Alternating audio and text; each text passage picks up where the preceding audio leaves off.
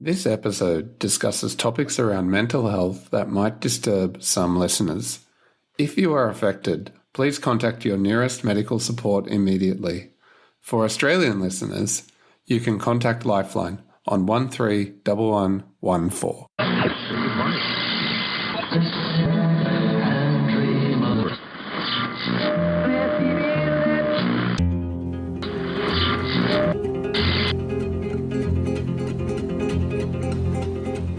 Hello, welcome to another edition of Mind Tuning.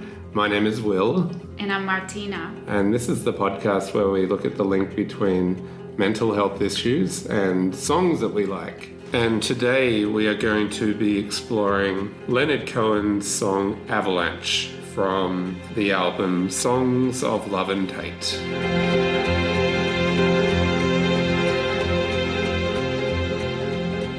I stepped into an avalanche. It covered up my soul. So this is a song that I have long loved. It's always been one of my favourite Leonard Cohen songs. I have always had the impression that it concerned themes around the obsession one person might have with someone else or some form of existence, but I hadn't really reflected on the religious aspect of those themes in this song.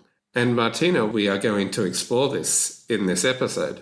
Yeah, I'll jump to the music rather than the lyrics just for a moment, because it starts with that guitar, that classic guitar,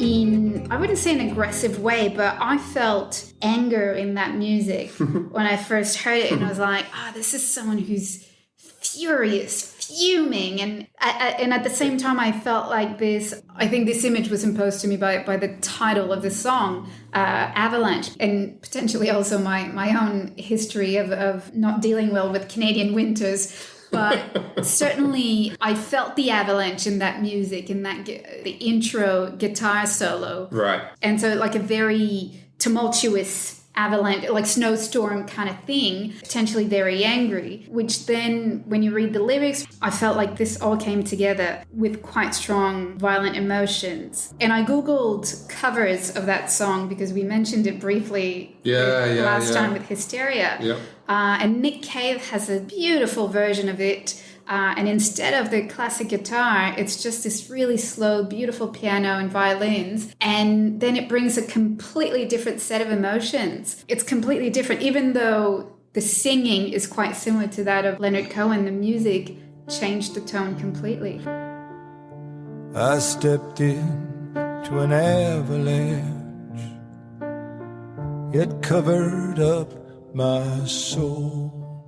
yeah, that cover actually, the difference in the instrumentation reminds me of Nine Inch Nails' Hurt when Johnny Cash covered it. And the vocal is not entirely different between the two, but the music is wildly different. So yeah, the music is so brooding in this song. Oh my God, even without the lyrics, much like last episode, you can sense something somewhat related to the theme just from what is being suggested by that classical guitar line. I would say, though, I did find that there was a clash a little bit between the music and the lyrics. Between the classical guitar, and not just the lyrics, but Leonard Cohen's tone. With the music, I found it to be relentless. So somewhat like an avalanche in that regard. And then I was thinking about the religious theme that might be related to the song. I was thinking about that notion of the fall. So human is the fall of what we would have been ideally once Adam and Eve eat the apple, etc. Then the fall of man, as they say, is that descent. And the avalanche is literally a very violent, overwhelming descent. And I think in one of the first lyrics of the song, he says, I stepped into an avalanche, it covered up my soul. So the music seemed to match that sense of a fall, like it was just relentless. Yes. And it wasn't necessarily going anywhere, but it was rumbling away underneath. Yeah.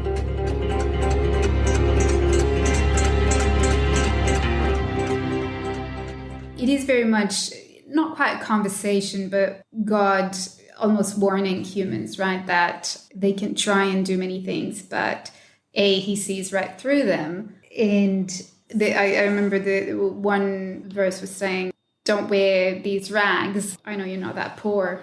And then something like, "Don't love me quite so fiercely now when you know you're not so sure." Exactly. And I think this can elicit quite a lot of self-doubt for people reading these lyrics. And if you're already in a situation of self-doubt, if you're wondering, and it doesn't have necessarily to do with religion, but just in general, there's a lot of self-consciousness and self-awareness. And most people are constantly wondering how they are perceived and whether what they try to project is perceived the right way. And so I think in that moment, God as the subject or Jesus as the subject in the song for Leonard Cohen isn't just saying, "Don't do these things or you'll be bad," but God or Jesus or Leonard Cohen is also saying, "Don't do these things. They're terrible for you. You'll only brutalize yourself mentally and emotionally if you do pretend that you love more fiercely than you do," whatever that might mean, or if you do dress yourself up in a way that you are not. Do not dress in those rags for me. I know you are not poor. And don't love me quite so fiercely now when you know that you are not sure. I really like the lyric, and I always really have liked the lyric actually, where he says from God's perspective, but also possibly from someone with whom you're in a relationship, "Your pain is no credential here. It's just a shadow of my wound," which is such a brutal thing to say. And so I'm trying to think of that from a mental health perspective, from the idea of religious relationship and personal relationship. And religious relationship, it suggests that anything that you feel, if you're discontent, it's not novel to an overseeing creator. And indeed, it's a fragment. We are a fragment, and that pain is a fragment of them. I guess that's maybe part of the therapeutic aspect of religion, is that your pain is so predictable and God is a way through it. Your pain is no credential here, it's just the shadow of my wound. See, I interpreted it differently, where I felt like it was just God saying, "I have created the world as it is." It's very classical in a philosophical sense to say, it's very stoic actually, to say the world has been created this way. Your pain is no surprise. Deal with it. Yeah. and more to the point, it's not a credential to show how pious you are or not. Well, that's it. It's somewhat like what you were talking about with the line regarding don't dress in those rags to pretend that you're humble Yes. and poor. Yes. There's something more to it than that. Yeah. And again, this is Leonard Cohen talking, passing as God, really. That's his own interpretation. So let's keep that in mind. Passing as God? You mean he is not? He's not the messenger? He's not. Well, who knows? Who knows? We don't know. I'm sure some might argue that he is. And isn't this, we've spoken about this passage, this idea of your pain has no credential here. It's just a shadow of my wound.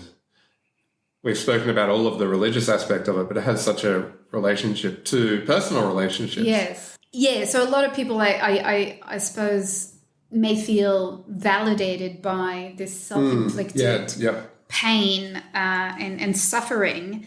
And also I'd like to point out that whatever pain or suffering you're feeling, it is justified. You know, whatever you're going through, that pain that you're feeling, that suffering, that distress, whatever it is justified and it is real. We're just talking about a song here. The most overt or obvious discussion around mental health is found in that second last verse where he sings, "I've begun to long for you, I who have no greed. I've begun to ask for you, I who have no need."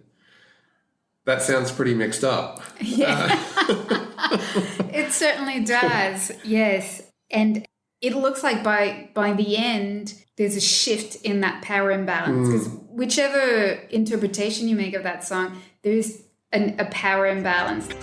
I have begun to long for you, I who have no greed. I have begun to ask for you. I who have no need. Yes, so that's part of it, I think. And then there's maybe the other part is the converted. They've begun to long for something, but they're not longing in a way that they're out of control. So they're longing without... They don't have hysteria? They don't have hysteria. They're longing for it. They don't have greed. They're asking, but they don't have any need, apparently. So either it's a person longing for and asking for God in a state without being overcome by desire, I guess, or it's someone who's asking for or longing for another person, but again in this state where they're not necessarily consumed by the greed or the need. It's almost like this split person, which doesn't sound very content, particularly when the lyrics follow up and they say, you say you've gone away from me, but I can feel you when you breathe. You say you've gone away from me, but I can feel you when you breathe. So you think that last verse again is about himself rather than, again, God talking to, or, you know... Oh, no, I think it's both. I definitely think there's both interpretations. Okay. Yeah. Yeah. Because you're right, in the other way, it could be God as present on earth and looking at the others in the same flesh as them, but perhaps they're not believing.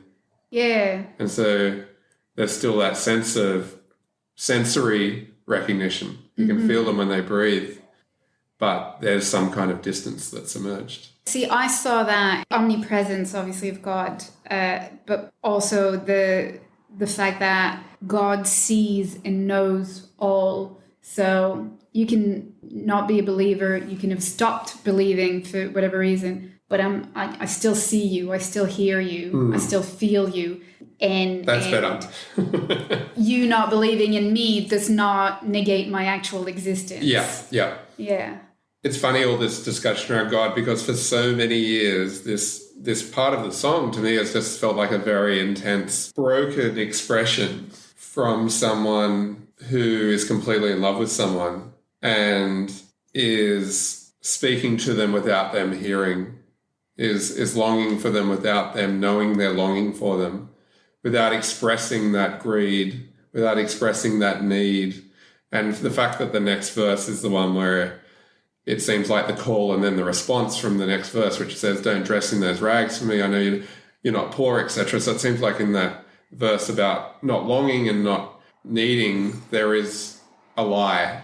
The person does long and they do need, and then the object of the desire responds and says, don't dress yourself up in a way that you're not. Don't express love in these ways because I can see what you're doing. And I've always thought that was a very tortured kind of verse, particularly like the idea that the person's gone away from them, but the subject of the song claims they can still feel them when they breathe. I mean, at that point, I'm really wanting to stick to the religious interpretation, because if we're talking about a relationship, this is very controlling, very trying to get away from me, but I know I will find you. I will track you down. You must learn to serve me well. One thing with this song regarding mental health directly is that I've listened to this song in really good times of my life and really bad times of my life, and it's always had the same personality. So if I was, I don't know, upset or depressed about something, I've listened to Leonard Cohen songs of love and hate, I will wallow in it and it serves that real purpose. I definitely look at it in really conventional ways regarding ideas around loss.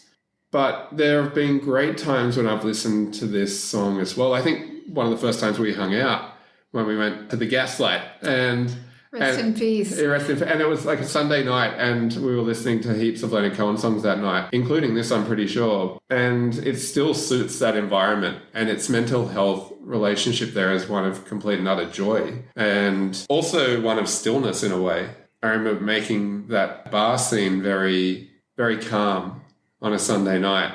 And I think that maybe is its relationship either way. When I said it has the same personality either way, Leonard Cohen is calming, which seems to be a very predictable thing to say because the music is it's not loud with ferocious drums. But even though the lyrics are so intense, there's something quite calming about it. Maybe psychotically calming. I think it's all in the voice and the tone. Yeah.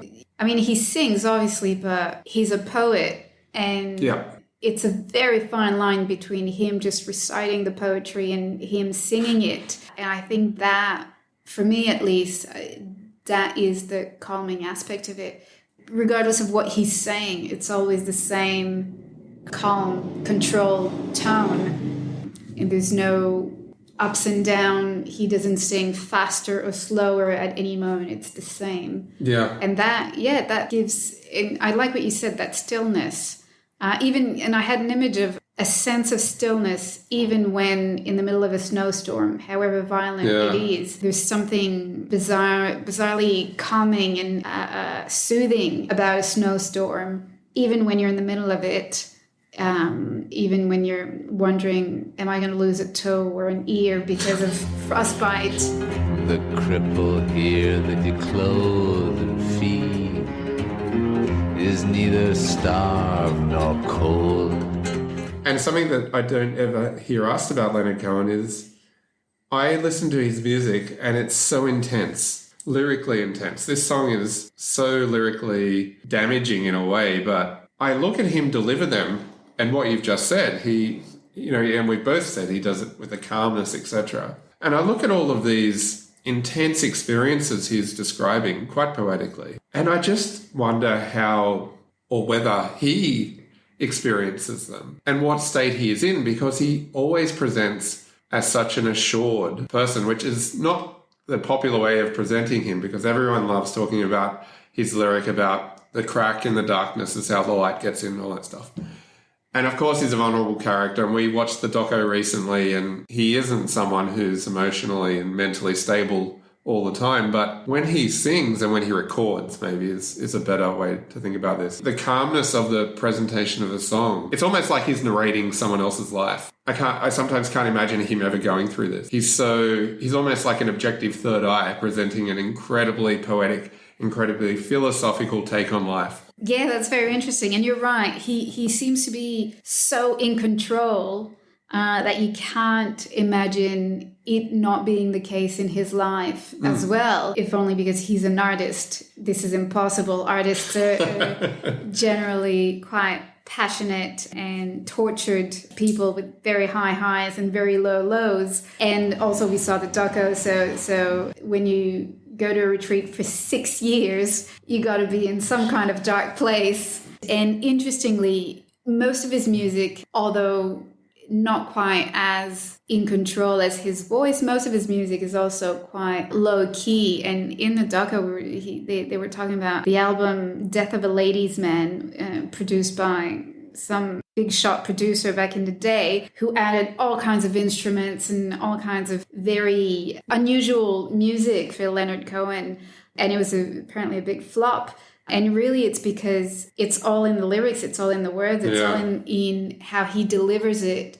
The emotion is there. The music is an accessory that needs to be in the background, because the emotions and the power are both in the lyrics, but also in that voice, in how he delivers it. Maybe that's the power of it. The emotions are there, but because they're not screamed and he's not wailing, it's covert. And there's something quite different about that. And even though it presents as calm, there's something about us which detects the signs of vulnerability, fragility, etc. And so he is, in some way, we suspect, normal like us. It's your flesh that I wear. He is wearing the same flesh as us. Yeah. And I think of all the millions of covers of Hallelujah, which feel the need to explode, vocally for the Hallelujahs, to convey that emotion. And Leonard did not need that. And it's just as powerful, if not more. It is your turn, beloved. It is your flesh that I wear.